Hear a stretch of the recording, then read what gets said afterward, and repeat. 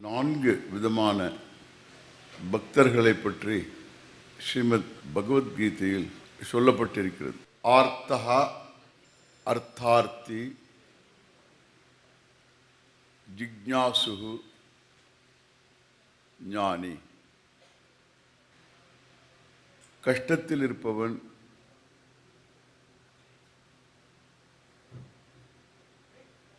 ஆண்டவனை கஷ்டத்திலிருந்து விடுவிக்க வேண்டும் என்று பிரார்த்தனை செய்கிறான்.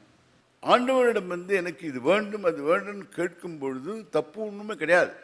அது ஆர்த்த பக்தன். அவன் கேட்பது என்பது ஒரு கர்மா, பிரார்த்தனை என்பது ஒரு கர்மா. காய்கம், வாச்சிக்கம், மானசம் என்ற 3 விதமான கர்மாக்கள். அந்த கர்மாவுக்கு தான்ப்பா பலன்.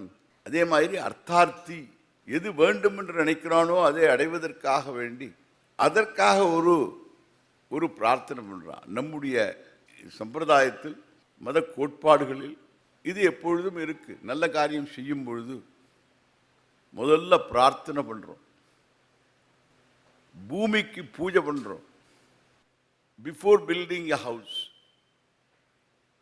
அதே மாதிரி எந்த காரியத்தை எடுத்துக்கொண்டாலும் ஆரம்பத்தில் எந்த விக்னமும் வராமல் இருக்க வேண்டும், இடையூறுகள் இல்லாமல் இருக்க வேண்டும் என்று பிரார்த்தனை செய்யணும். சில டாக்டர்ஸ் அப்படிதான் மருந்து கொடுப்பார், ஒரு பிரேயர்னு சொல்லி தான் கொடுப்பார். அவர், நான் பார்த்துருக்கேன். அவர் ஒரு பிரேயர் வச்சிருக்கார், அதுக்கு சொல்லி கொடுத்துட்டு 2 வாரத்தில் அந்த பிரேயரை சொல்லிவிட்டு தான் கொடுப்பார். கடைசியில் வைத்தியன் பரமேஸ்வரன் தான். அர்த்தார்த்தி, ஆர்த்தா. 3ஆவதாக ஜிக்ஞாசு என்ற பக்தன். ஞாத்தும் இச்சுகு ஜிக்ஞாசு. யாருக்கு நான் ஆண்டவனை பற்றி பூர்ணமாக தெரிந்து கொள்ள வேண்டும் என்ற ஒரு இச்சை யாருக்கு இருக்கோ, பாக்கி இச்சைகள் இருந்த போதிலும் கூட இந்த பர்டிகுலர் இச்சையானது முதல் இடத்தை அடைந்து இருக்க வேண்டும். இச்சையினுடைய லிஸ்ட்ல ப்ரையாரிட்டிஸ் இருக்கு. அந்த முக்கிய ஸ்தானத்தை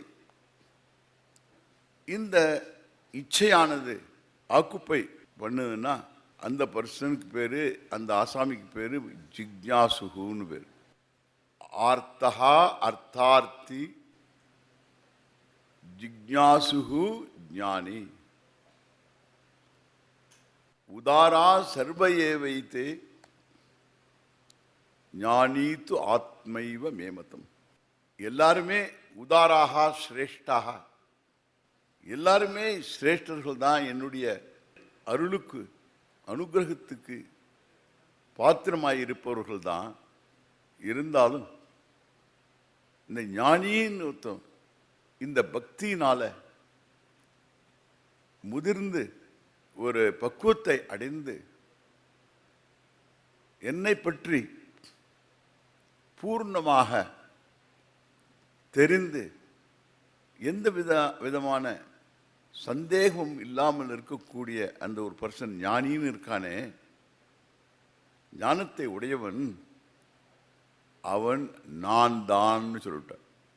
ஞானீத்து ஆத்மைவ மேமதம். எனக்கும் அவனுக்கும் இடைவெளி கிடையாதப்பா. எங்கும் இருப்பவன் ஆண்டவன் சொல்லும் பொழுது ஆண்டவனுக்கும் இந்த நான் என்ற வார்த்தைக்கு இந்த பொருள் இருக்கிறது. அந்த பொருளாய் இருக்கக்கூடிய அசாமிக்கும் எங்கும் இருக்கக்கூடிய ஆண்டவனுக்கும் இந்த அசாமிக்கும் எங்க கேப்டான்னு கேட்டான். கேப் அகங்காரம் தான் கேப்பு. எந்த விதமான கேப்பும் கிடையாது. அகங்காரம் தான் gap.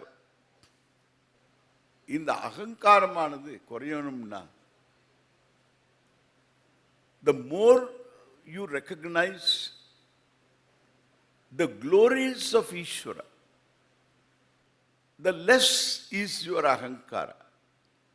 the less is your alienation, your separation from the whole. The whole that is Ishvara. The alienation is the problem.